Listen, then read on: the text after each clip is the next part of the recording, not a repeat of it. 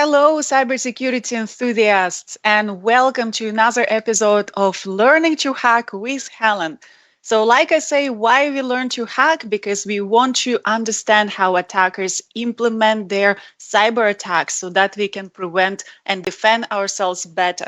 Today, I have exciting guest Arun Vishwanath, and he is hi Arun, and Hey, Helen. he is.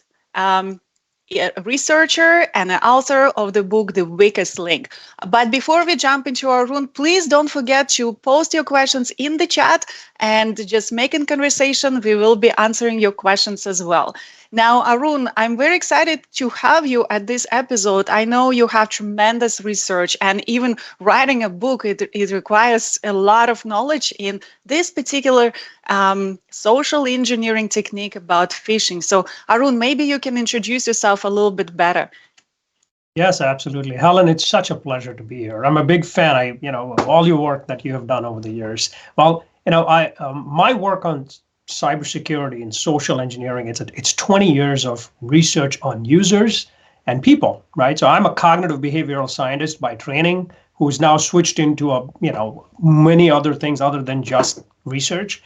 But I bring 20 years of simulations and actual work on users on different types of social engineering attacks, which I've created, tested, implemented, and used to understand why people fall for it. So my knowledge, and this is what my book, The Weakest Link, is about why do people fall for social engineering attacks? What is the social engineer really doing?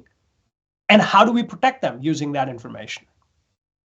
That's very interesting. So, what are we going to talk about today? What did you prepare for us? So today we're going to do a really interesting take, right? So one of the chapters in my book, in fact, like I said, I know a lot of my work involves real attacks on people. So what I've done is over the years done real simulated attacks on groups of people ranging from students all the way to people working in companies. Social engineering attacks, many different types. In fact, I've tried every social engineering attack that's out there that the hackers have done and the hackers have not even thought about, right? So I understand not just the typology. So what I mean by that is attacks ranging from a website that's fake all the way to Wi-Fi spoofing, USB drop-offs, to good old spear phishing, the simplest vector that's out there. I've done them all. So what I'm going to talk about today is we're going to talk about how these attacks are constructed, just the basic elements of what's required in these attacks. Your audience is going to be shocked at the simplicity of this, but why they work will reveal how we all think. Oh, that is so exciting, so interesting. So let's jump into it. Yeah, let's go. I just want to start by talking about just the basics of where I come from. But for people who want an in-depth understanding of this, I'm going to direct you to my book, The Weakest Link. And just so you know, if you're anywhere in the United States right now, you get a 15% discount for ordering the book through this link. The link is on, I'm presuming it's going to be on your show notes as well. But I'm going to take a slight digression, right? So I'm not a technology person, right? So I'm not a technical expert. What I am is somebody who studies people. So for me, technology is very fascinating. So up in front of you is how a Bitcoin works, right? Now, a lot of us, every one of you, the technology people out there, you understand Bitcoin. It's a very complicated technical process, right? Helen, you know fundamentally how this works.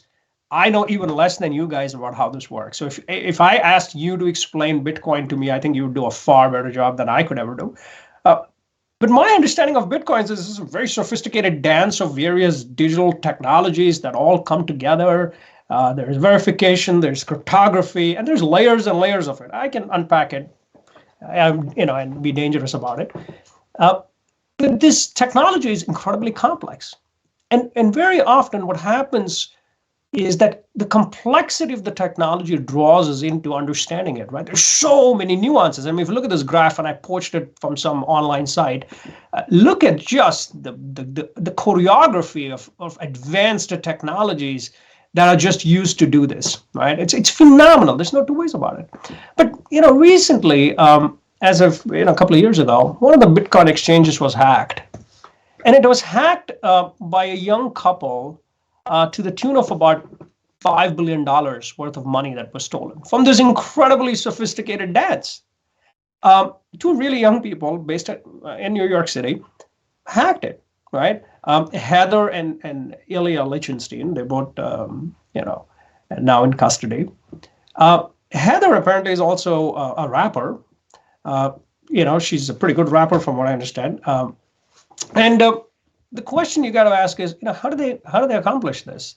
How do they break into such a sophisticated technology that's very unbreakable, right? I mean, the number of layers of technology on top of technology on top of technology, and makes it pretty complicated. And she has rap videos on YouTube. Anybody who's interested in rap should check it out. And one of the things that she demonstrates is how you hack into a system. And the way she hacks into it is basically using social engineering, a very simple attack vector. What she does is she talks about it in some of her lyrics. She spearfishes people and steals credentials. And the two of them are very good at spearfishing. And with a simple email, they got the credentials for an incredibly complicated product, right? A sophisticated dance of enormous technologies built with enormous, mental, intellectual capital investments, right? And whenever people try to unpack this, and this is, I write in the media, I've written, on CNN and the Washington Post since, like almost a decade now, and it's amazing how everybody always focuses on technology, and they're like, oh my God, how do they do this? How is this technology hacked? Bitcoin's unhackable. It's a distributed ledger system, which means everybody has a copy of it, and yada yada, and on and on and on and on it goes. This happened after Colonial last year. This happens after every hack, right? SolarWinds, Orion, all of this stuff. And our focus is on technology because we all, especially the technology experts, focus on technology because that's where the keys are. It's like that streetlight effect, right? Where what you're doing is you're looking for the solution where you understand the problem. And very often, more often than not, the solution is not where you're looking, is where you should be looking. It's where you lost your keys, not where the light is. And this is where social engineering comes in, right? Social engineering is a very easy vector, but it is the vector. And so today, if I've been tracking and studying social engineering before people were really thinking about social engineering in a big way, okay? And you can read about my evolution in my book and stuff. But there's many reasons to study it, right? I mean, one of it is just, it's everywhere, right? It's everywhere. Right? And people are now calling it different things, right? So now we call it, there's all these terminologies that have emerged in the last 10 years. We call it vishing, we call it smishing, it comes via phone, it comes on social media, but they're all the same thing. They're all one vector, right? A rose by any other name is still a rose. Spearfishing or social engineering is one vector. You need to understand this vector in order to understand how you protect incredibly sophisticated technologies, right? So it doesn't matter what you call it, but you can't fight ghosts. What does that mean, right? What it means is, unless you know what's going on, you can't fight ghosts. You can't defend against things you don't understand. If you can't understand how these guys are hacking, there's no point in trying to protect it. There's no point in protecting technology from something you can't see. In other words, you need to get into the minds of the hacker to understand how they're hacking. And so I spent a good amount of time in my work, in my research work, trying to understand what makes a phishing attack successful, what makes social engineering successful, which meant replicating attacks, getting data from successful attacks, and replicating to see what was in it that made it successful, right? This was a massive effort, it took decades. Like I said, almost 2 decades of my life doing this. And so you've got to admit that you can't fight the ghost unless you can start seeing what it is that is attacking us. So this requires us to unpack attacks, unpack it so that you can reconstruct it. So today we're going to talk about constructing those attacks, but the knowledge for that comes from unpacking attacks. It's by actually doing them, right? Too often hacking is seen as, we can romanticize it, but really, in order to be successful at hacking, you have to be successful at understanding the mind of the person you're trying to hack or the product you're trying to hack, right? So that's the second thing, right? The third thing is, a lot of security awareness things that's done out there, security protections that are done out there, follow hackers. What does that mean? Right? What it means is we construct hacks based on what we're seeing out there. That's not proactive. That's the definition of reactive. In other words, if what we're doing is training people by taking an attack that's in the media or that you saw out there and recreating it, all you're doing is following the hacker who's already set the benchmark of what's done. In order for you to be really good at this or to protect people, you have to be able to create a hack before someone else creates it. That's called being proactive, right? What we've been doing right now for like the past 2 decades is literally reacting to attacks, right? So part of what I do in my book is teach people how to create the best attack so that it is proactive, not just reactive. So you can do both, right? So we have to understand the mind behind the machine. What do I mean by the mind behind the machine? The people using technology, you and I, and the people hacking, you and I. They're minds that are working behind it. This isn't some AI program that's doing it. And even if it's an AI program, it's programmed by minds, right? It's just replicating what we are programming into it. So we need to understand that, right? So a lot of my work, and I'm not going to get into too much of the science of this, right? Because I want to, give lots of time for us to just interact and talk about this. It was spent in understanding the minds at two levels, right? The mind of the hacker in terms of how they are creating this, and the minds of the user in terms of why they're falling for it. Now, if you buy a copy of my book, you will find this massive model that's in it. I don't want to get too into the details, into the weeds. I could spend the whole hour, more than an hour, talking about this. But this basic model here is a model of how users think and act. Okay, and it explains why someone falls for an attack. And I'm just going to focus on one element on this, Helen, and that's called that orange marked element, which is called the level of suspicion. Okay, I'm just going to focus on that real quick. But go on. I think you had a question. I was actually very interested in your point about proactive because you're right.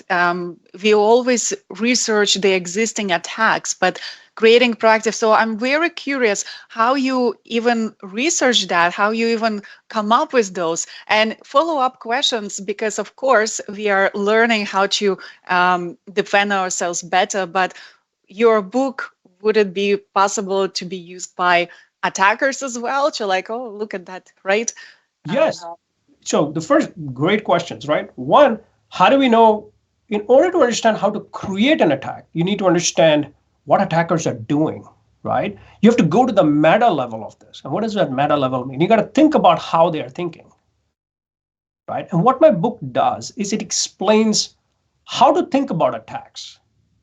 So you can construct any attack once you understand how attackers are thinking about attacking. Think like a hacker. That's right. How to think like a hacker. And that's more than just thinking about let's do damage, right? That's one element. That's a consequence of an attack. To think about constructing a social engineering attack, you have to think about how a Helen or how an Arun or how anyone else in your team thinks when they're online. Oh my God, I have a great story. I actually humbling story a bit. So, I'm very careful online and careful with my emails and everything, and it's quite difficult to fool me. But there is a weaker point in every human, I guess. So there was a day, and it was end of the week. I was super busy with work, and it was like on calls, checking emails, multitasking, and I was sick on top of that. So, and then for some reason, and I swear I told myself I will never do that again, I am checking personal email. And who is not expecting a delivery, right? That's So, right. and you know what? On any other day, I wouldn't go for it.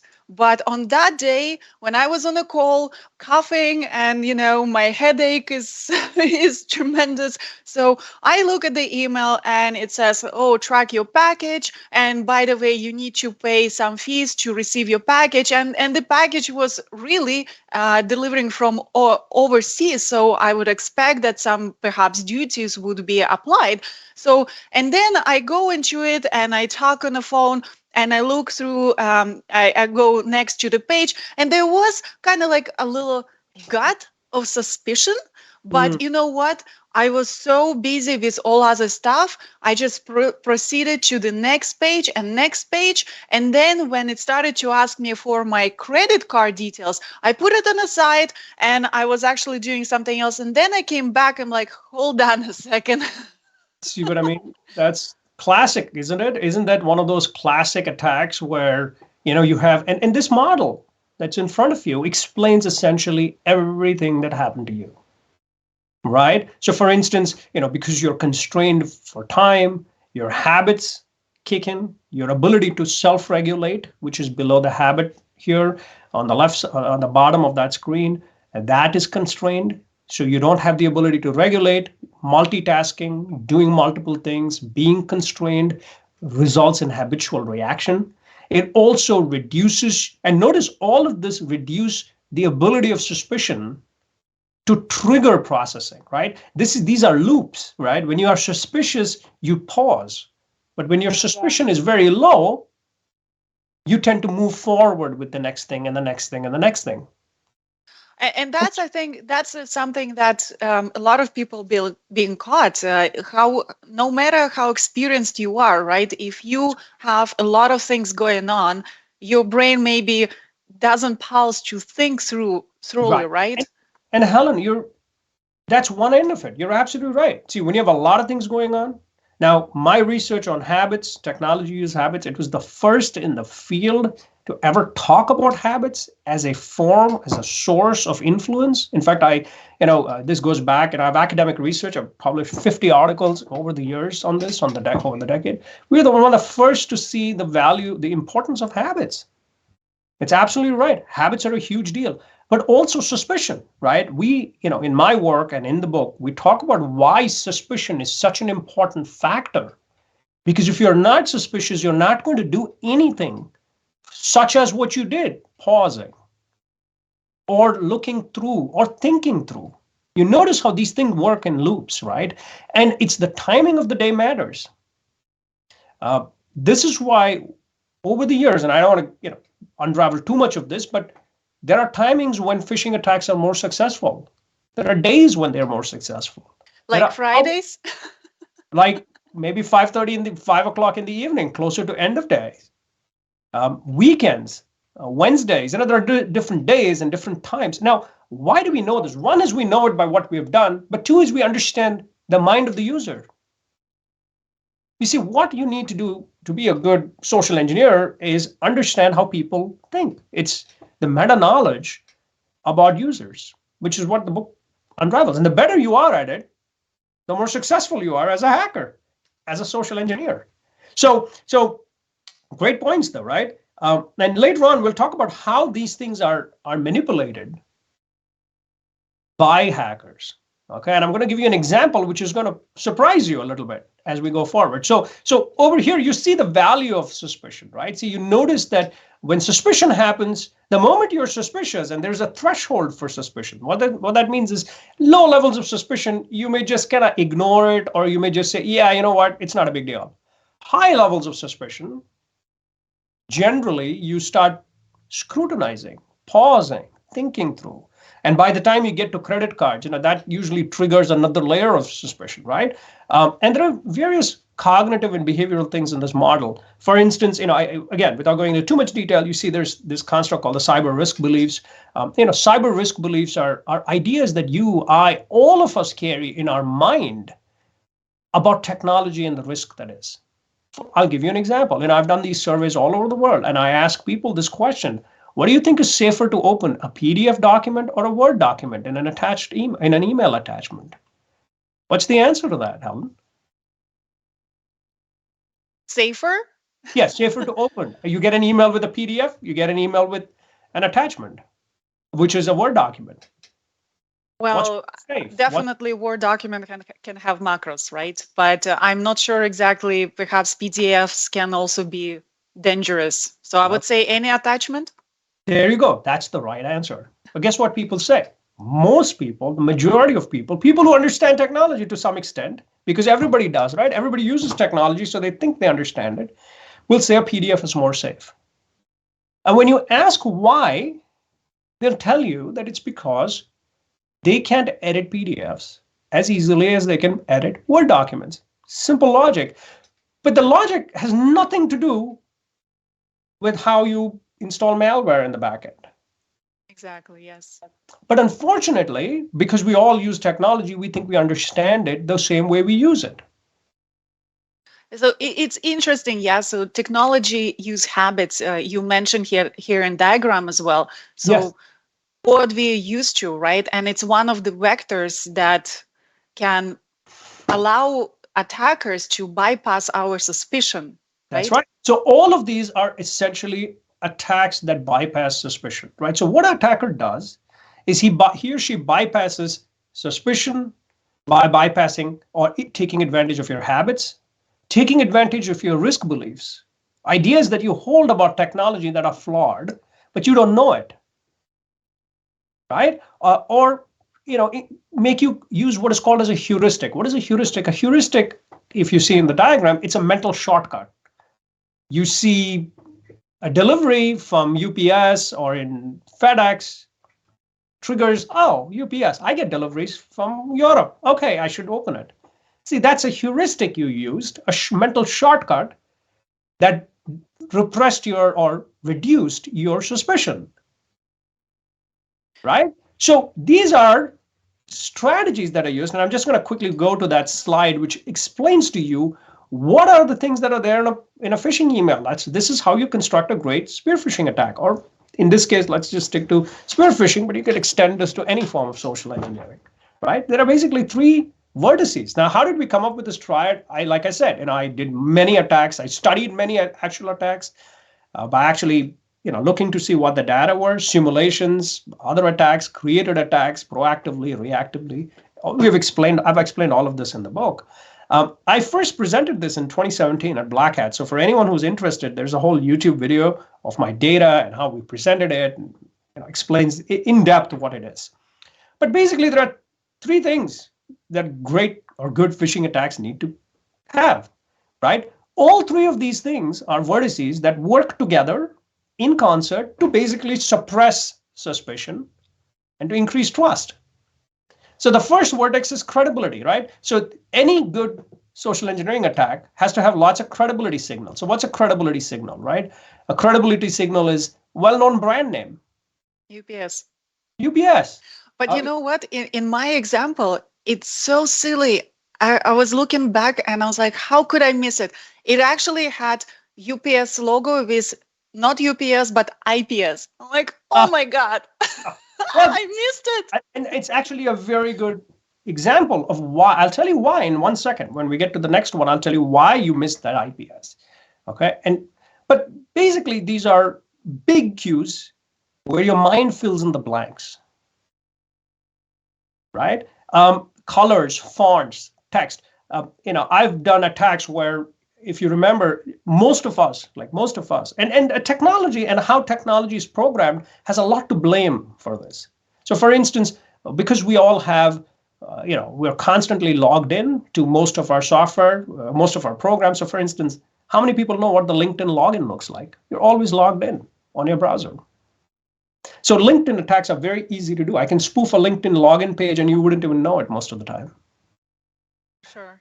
because you're always logged in. So, and in the old days, like about 10 years or 5 years ago, when I was recreating the LinkedIn login pages in simulated attacks, they used to keep having newer and newer pages, newer and newer images on it.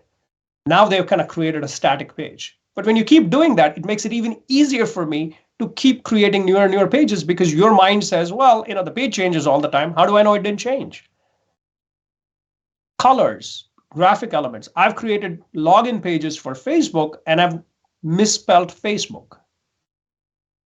People still log in like you just did because your brain just filled in the gaps once the color was right, or the visual, or the graphic, or the script style was correct. Right? So one element in a good phishing attack is this. We want to have credibility signals, right? And it could be a lot of things. And there's a whole list of them. There's many of them, SSL icons. You can think of many of these. Even spelling errors are fine because notice your brain fills in the gaps. This is why a good phishing attack doesn't have to be grammatically perfect. It just has to look right. It's a look and feel. Because credibility is all about consistency. It's feeding on your brain's need for consistency. Exactly. And I think a lot of attacks are targeting, like you said, habits, right? And maybe sometimes that people are busy with other stuff. Like it was perfect. I think I received the first they actually keep spamming me now. But I received, it was Friday closer to noon, and of course people perhaps in my time zone are kind of finishing their morning calls or tasks and like ready to go for lunch or whatever, right? Hungry, it's not paying easier. attention. Exactly. And Helen, anybody can be hacked. I know, yes, there's Right? everyone. Anybody can be. It's easier to be a social engineer than to be the good guys like you or I. Because we have to understand people and understand the hacker, and we have to go through the explanation, which nobody wants to listen to.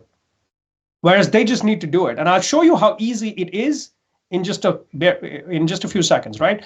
So here's the second element of a good attack is customizability, right? What is customizability? You notice that customizability is comfort with change. Any good hack has signals in it about it preys on your brain's willingness to accept difference online, right? IPS. IPS, because you're used to seeing so many different variations of things. Like a great example is, I was at a hotel, and just real quick, let me just show you what those signals are. There's a lot of things, right, that are constantly changing in the online environments. Subject lines change, form fields change, URLs change, um, sender's name changes, social media updates keep changing, subject lines keep changing, things change, and sometimes you're used to it. Like, Gmail has a very bad habit of, if you keep using the Gmail email, app online, it'll keep repeating the subject line and not allow you to change it unless you physically go into a form field and say, I want to change the subject line. So because of this, you and I are all used to getting emails from people about subject lines with the same subject line but with different content. So there's a lot of these things that happen. I'll give you an example. I was at a hotel, and I talk about this in my book, a couple of years ago in Washington, D.C., where the Wi-Fi login, when you get into the hotel, the free Wi-Fi, the login asked for your email account name. For whatever reason, they were collecting your email address. And there was a password window under it. So, it popped up and it said, enter your Gmail or Yahoo email address, and had a password requirement. But the password they wanted was the password for the Wi-Fi system that the hotel provided you. There was no reason. But people were entering their email password. Email credentials. Why? Because there's a form field and I'm used to filling out with my email address. What do you habitually fill out? Your password. Yeah, sometimes even valid Wi-Fi, right? It's sometimes confusing how they but your make brain it up, and it's very easy to get fooled there. Right? It's so easy to get fooled because every time there's an email field, the next thing under it is a password field. So creatures of habits. Creatures of habit. So there's a lot of these things that you can put in, right? So if you're a bad guy out there, you can very easily replicate any of this and have lots of errors in it, right? A very common attack is to put, reply, RE in the subject line of an email. Because if I put RE, you assume that that's part of a continuing conversation with somebody. Yes. Or put in sent from iPhone. Suddenly you think that it came from a phone. And so when it comes from a phone, you think it's more legitimate than a spam email that doesn't come from a phone. Because in your mind, you made this connection that Spam emails only come from computers, whereas sent from iPhone only comes from phones, which is a ridiculous thing to have in your mind, but we all think that way. So the number of attacks that are coming in with sent from iPhone being successful is what. And I think these things are really already subconscious in our mind, right? We don't pause and think that this email came from the phone, so it's not a spam. I think it's something that goes really in that moment, subconscious thinking when you're replying or Right. clicking that link or That's right. So, downloading. and Right? that's a cyber risk belief. This is why in the model, if you remember, there was something called Yes. cyber. These are the kind of risk beliefs that you carry in your mind, which are just all flawed, but which suppress suspicion. Because if I'm a bad guy, these are the things I want to inject into my email. I want to use graphics. I want to use a PDF document. I want to do some things by which you think it's real. Okay, and then the last vertex, right, the third vertex of the V triad is compatibility. And this is the most important thing of all of them. And this is why, this is where the hacker's art comes in, right? There's science and there's art, right? This is matching of routines. That is knowing how you know things or how you do things. In your case, the great example that you just gave us, right? You receive packages from abroad. So it made sense for you to get a package. That's matching routines. That's where that fit comes in, right? The fit between the attack, the signals in the attack, and your expectations of what's coming or what's about to happen, or what Christmas time is a great time to send a lot of these kind of attacks. Exactly. Yes. Right? Last, couple of years ago, when the DNC was hacked, the Democratic National Committee was hacked in 2016. The hacker was a kid, a 17-year-old boy who lived in Toronto. Why? Because he understood holidays. He understood local traditions, customs, time of day, Eastern time zone. So he's able to create attacks that go to Washington, D.C. and take advantage of Thanksgiving. You guys, Canada has a different Thanksgiving than America does. And understanding what people watch football on Thanksgiving in the United States. So what do we do? How are we thinking about these things? So if you can match those routines, you get a very successful attack, right? And so, public occasions, work processes, routines when you check social media. And it's amazing how much information there is on social media that people put out that's very easy to create an attack that matches a routine. And a lot of them are really repeating as common society routines, right? It's not even specific to me that I'm receiving packages. No. It's everyone.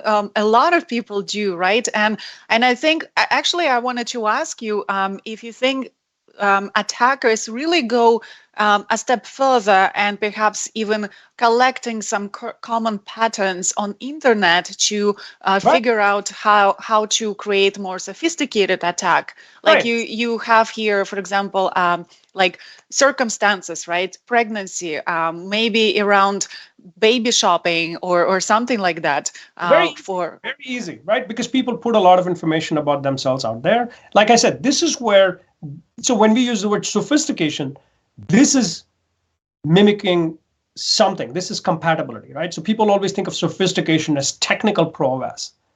But sophistication is understanding the mind of the user, right? And it's very easy. It's easier than it looks. It's simpler to do this than people realize, because we all put out a lot of information about ourselves. And we trust inherently what we get because our mind fills in the blanks, right? So you understand these three vertices, right? Exactly. And I think it's unlike the other attacks when we looking into, let's say, malware, right, itself or something. This is very interesting because there isn't a lot of technical elements here. It's very simple to create a phishing email, right? But it's a lot of psychological elements, understanding how our brains work, right? And how understanding how people's brains work is it's more. You see, the human brain is incredibly complex. So if you can trick that, injecting malware is just a matter of making that person open the thing that you sent them. From there on, remember, malware you can get for hire. right? Today you can get off the shelf, malware that's programmed to infiltrate and exfiltrate data and connect to C2 servers that are hidden in different parts of the world. You can do all of that by just hiring it out. There's enough talent out there to do it. And creating phishing attacks that are full-blown phishing kits available. Remember, what's happened is because all over the world we are using, what is it, 3 operating systems, if even? There's a convergence of technology that has happened. We have a few mobile phone dominating the hardware space, few operating systems, few processors, few browsers, and every one of them make it easier, and few retail establishments, few global outlets for retail, for auctions, for ride sharing.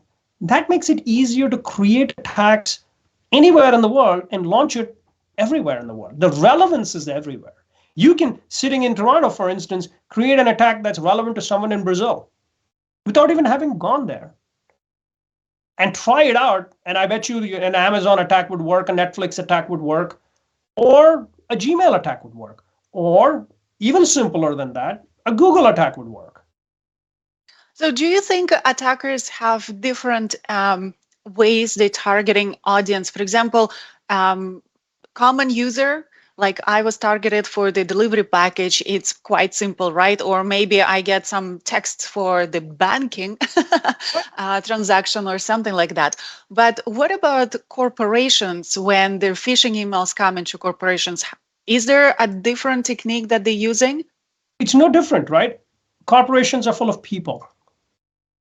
And all you need to do is do essentially the same things, right? It's easier than it looks, right? People are using email, checking personal email as well as work email. They're using personal devices as well as work devices.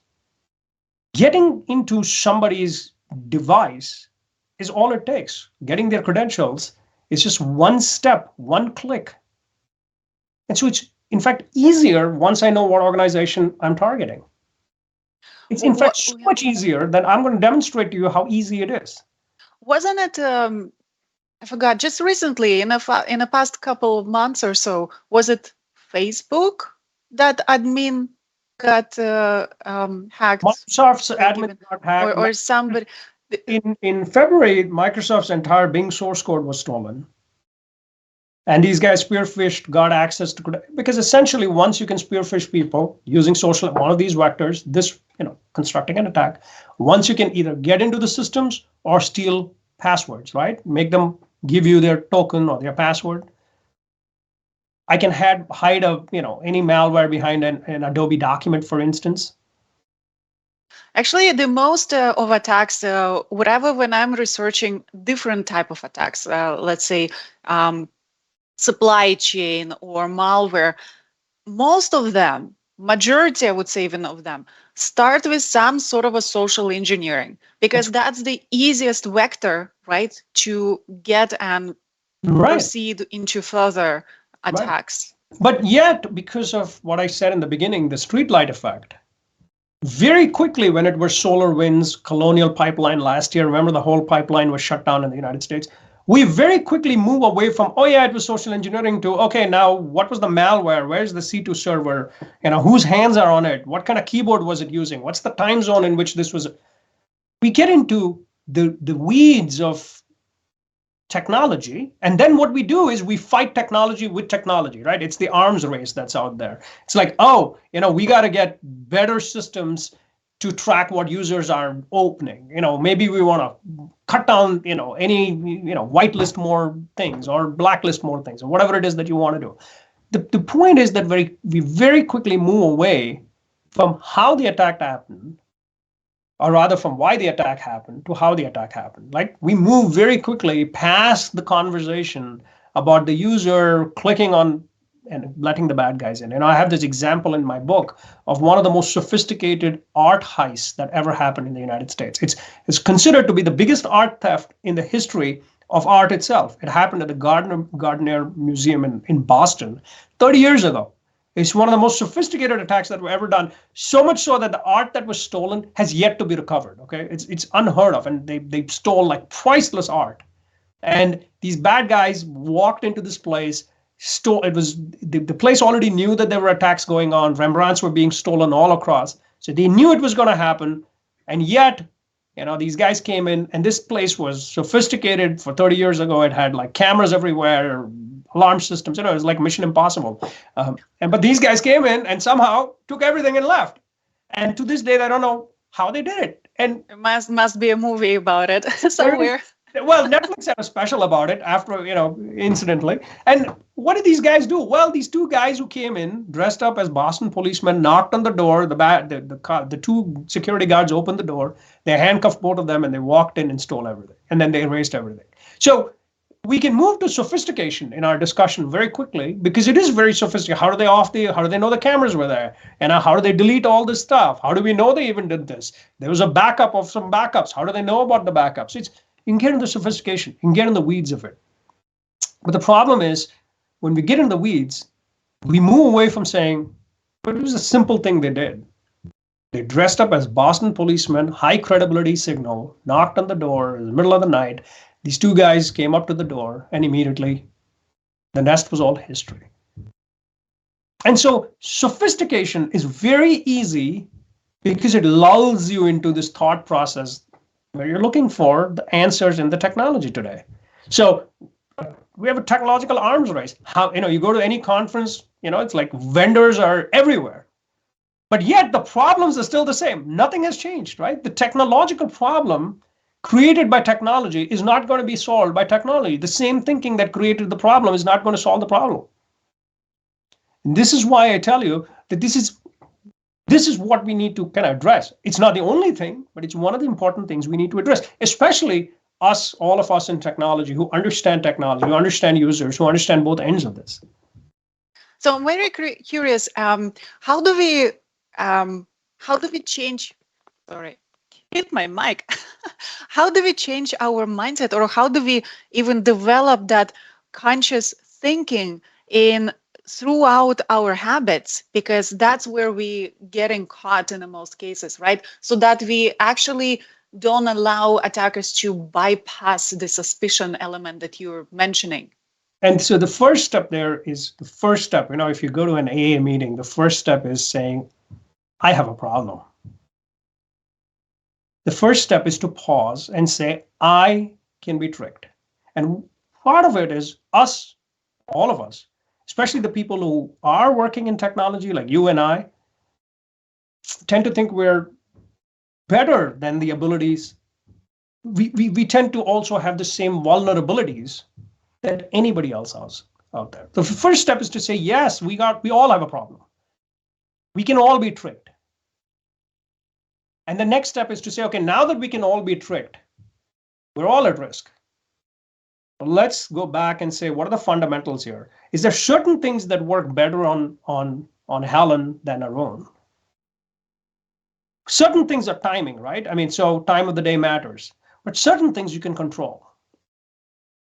Certain things I can provide. I can say, you know what, you're too exposed online. You have too much coming out online. It's giving people way too many data points that they can use to create an attack. So therefore, let's lock down their email systems. Now we're creating policies and protections based on vulnerability of the individual. So if we pause for a moment, and it's about also awareness, what we have online about our personas, right? And as long as we understand the information that we share, then we have conscious background thinking that I know I share this information, I know it can be used against me, right? And then right. Perhaps you will be more suspicious. Correct. And so that's one end, right? But then how do we know how that information is being used? The problem today is there are hacks happening all the time, and you don't know what's out there about you, right? Breach notification laws are such, data is everywhere. Data from our call could be going halfway around the world and coming back, right? Take yourself as an example, right?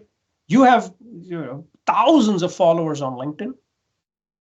How easy is it for someone to go out on LinkedIn and say, oh, you know what, you're going to be talking to me today, or not today, one of these days, because we put out an announcement on LinkedIn, you put out an announcement on LinkedIn saying, hey, you know what, there's this live thing on the 21st, right, on October 21st. So You put this out there to 5,000 followers who are linked to another 5,000 followers who are linked to another 5,000. So potentially hundreds of thousands of people all over the world have essentially seen the fact that you're on the show, that you're going to do something with a person by my name. Okay? How can that information be utilized? Well, let me give you an example. Right? You received this email yesterday, didn't you?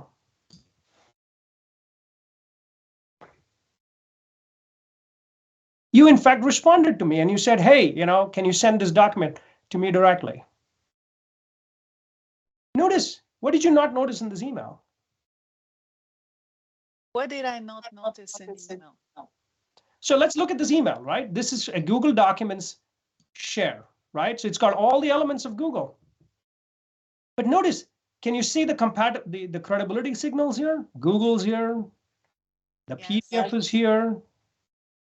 Notice the email address, because this is creating customizability issues, right? Because when you share something on the cloud, it sends it to you any which way you want, right? It sends it through an internal email process. What did you not notice? Something I didn't notice. Look at the spelling of my name. Yes. Because my name is long, but you had this familiarity with it. Yes, you're right.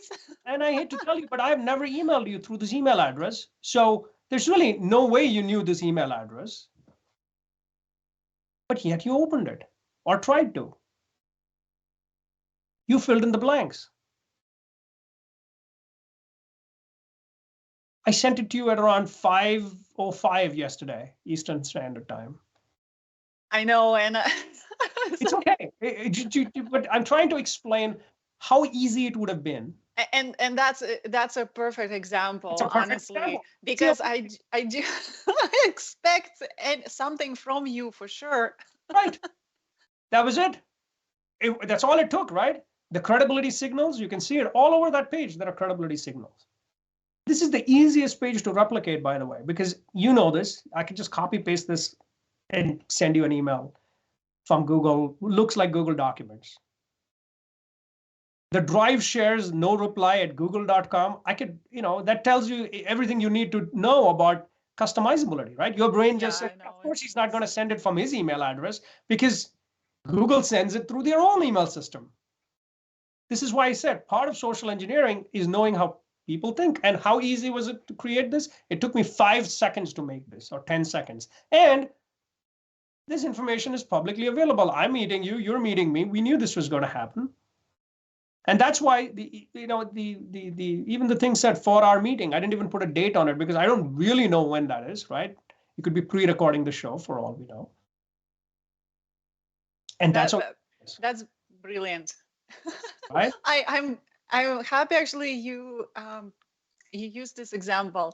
And though I had been caught in another phishing recently that haven't happened in a long time, and just yesterday, actually this morning, right, I tried to open it. You tried to open it, and it's got a PDF in it. So it's like, yeah, it's a PDF. Your brain kind of fills in the blanks and it says, yeah, it's a PDF. Oh yeah, I know this person. You don't really know my name. You shouldn't, right? I mean, who knows? I could have changed that name. It's completely misspelled.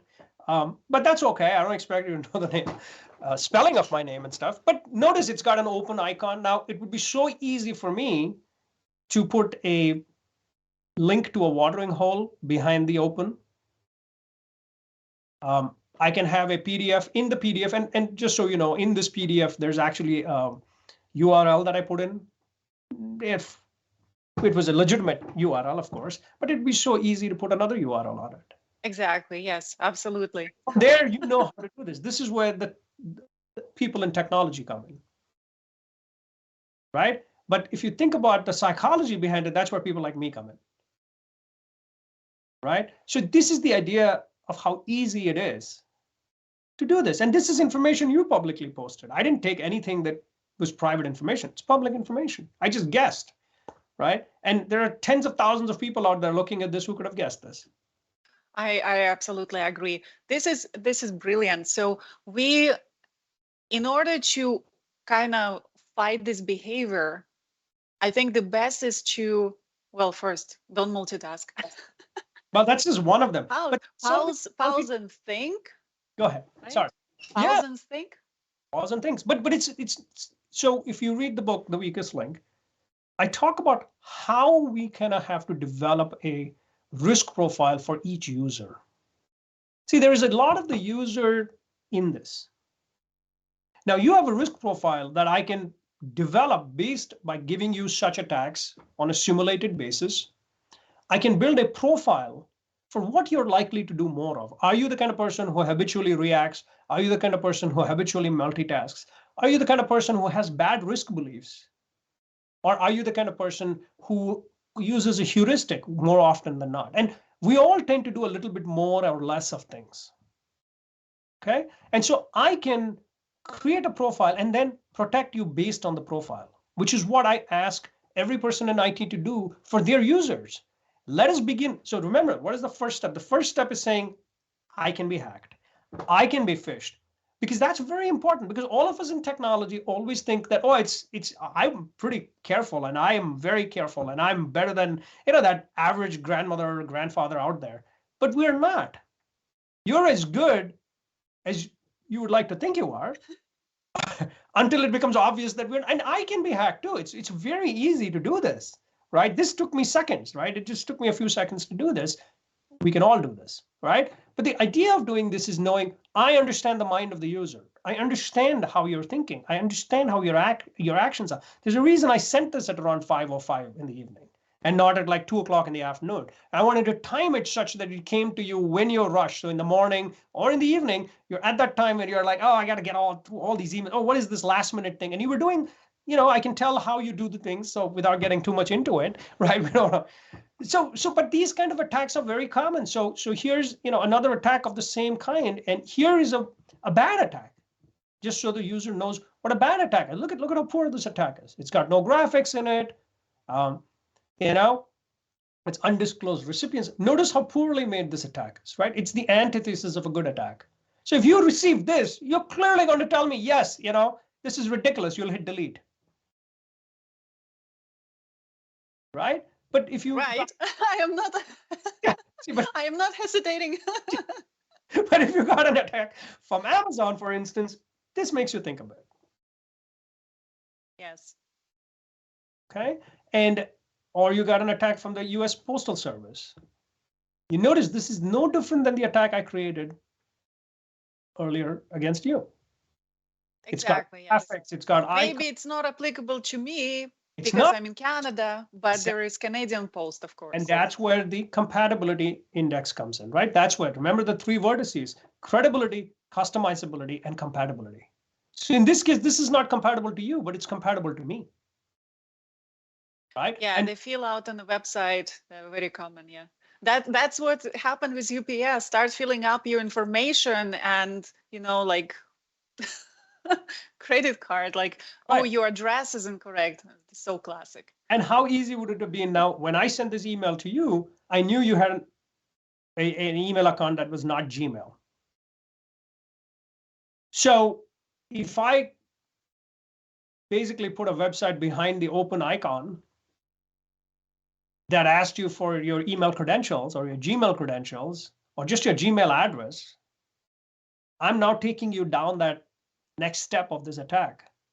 And you can think about these next steps in many ways without getting too much into how we would do this, because the last thing we want to do is teach people how to be great social engineers.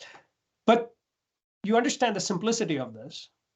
It's crazy. And I think that's what I mailed you back. Like, can you send me the information? Because this login in Gmail drives me nuts. Like, I don't want to do. And I was like, thank you.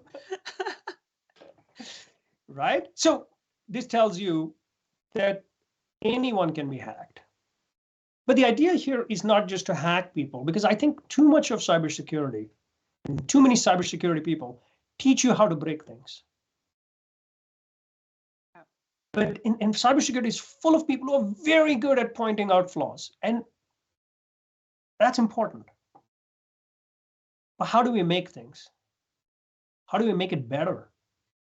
How do we use this information to not just teach people what not to do, which is what we've been doing now for like a decade, but to protect people? How do we build those those risk indexes around people so we can protect them without them needing to do much more. Not another training program, not another, hey, go and learn this, not another, hey, you know what, next time be careful. No. How do we protect them so that their basic actions and reactions and thought processes, we take that into account when we build defenses? So I'm talking about a smart evidence-based defensive system, one that works for Helen and works with Helen, you know? So is it something in techniques that we can learn as a society? But again, those something that we learn can be also manipulated in future, right? By accounting for those new learnings as well. Absolutely. But this is what is very superior almost of these approaches that I'm talking about. See, when you get into the minds of people and understand how they think, you're no longer dependent on technology to protect them. Technology changes by the week, by the month. Interfaces change, the logins change, the icons change. After this presentation, Google may change something else. That changes. That's the problem. When we teach people to protect themselves by clicking here or not clicking here, looking at the SSL, don't look here, that's very short-sighted and short-term. That's understanding the mind is agnostic of technology. So your solutions are technology agnostic. It's not a product or a vendor that can create it, because whatever test we are doing, whatever training and platform-based teaching we're doing is relevant to a platform or a point in time. When you get into the minds of the user, you're protecting them for a lot of things, potentially forever. You can protect them from that no matter what technology comes about. So that's why this is superior. So what would be the, I guess, the biggest advice or action, maybe a call for action for our audience and me to work through this and to really create those this mindset to defend ourselves? The first step is to say, I can be hacked. Admit it. I can be hacked. I know that. The first step, I can be hacked very easily. And there are people who can do it very easily. And then the second step is to say, okay, I really need to understand how I'm thinking about these things, right? And this is where, like a patient cannot cure himself or herself. You need a doctor. You need a second person to give you that perspective. And this is why I keep going back to saying, read the book. What the book does is teaches you how to do risk assessments and risk evaluations, vulnerability assessments for your users, for yourself even. But this is built for the IT departments, the CISOs to be able to do, so that they can say, okay, you know what, here's the diagnosis of Helen's vulnerabilities. That's very interesting. I do a lot of threat modeling on systems, but I haven't done threat modeling on myself or humans. That's Helen, brilliant. Threat modeling on systems are, I hate to say that, easier because, the good thing about technology is it's predictable, right? Even though it may do bad things, even those are predictable. If it's going to, if you have bad code, you know what it's going to do. Think about users as the same attack on Helen 10 minutes from now will not work. Suddenly you'll be more careful. And now you'll hear from, I copied everybody else who was copied on this email that you sent me. I think there are a few other people in your staff. And I'm sure they'll all be like, yeah, I figured it out, or I didn't figure it out, or they're going to go look at it one more time. And you learn, right? But, computing systems and software are dummies, right? What that means is they don't learn until you teach them. People threat modeling is very hard because they're constantly evolving by the second, by the minute. And so the threat modeling of users, much more stochastic processes and much more fun to do, but actually it's more relevant because you know what? I don't know what tomorrow brings, but I can guarantee you there's going to be a user, you and I sitting and programming that. Well, that was so interesting. And I definitely learned today. Thank you, Arun. I know that's not your name. That you're presenting here, but I definitely learned. It's a great reminder, and it's a cybersecurity awareness month. But I think we need to get reminded, more often than once a year, right? So I know I can be hacked, and everyone can be hacked. We are human beings, creatures of habits, and definitely I'm continuing reading your book. I have it here. I'm still waiting to meet you in person, Arun, to have you signed it. I hope we'll have that opportunity in future. But thank you so much for joining today. I know we went a bit over time, but it was really interesting discussions, and I'm sure our audience also learned a lot from it. Any last words you would like to share with us? Well, hey, thank you so much. I really appreciate all the efforts. And I know you do so much for the security community. Keep up the great work. And I think we need more people like you doing this. In fact, there's a whole section in my book that I devote to why we need more women in security. And I think in the last chapter I talk about it. You know, I go to security conferences and there just aren't enough women. And I think part of the problem with security is that there are too many men doing it. And remember the old adage that, you know, this is true and it's true even today. Men don't like to ask for directions. And it's like we need perspectives like from smart people like you and many more who should, you know, improve, change how we secure ourselves today and for the years to come. So great job. Thank you so much. Thank you, Arun. And thank you, everyone, for joining us today. I hope you learned something new today. And please remember that you can also be hacked and learn more about social engineering by reading the book that Arun had wrote. So thank you and have a great day. Thank you.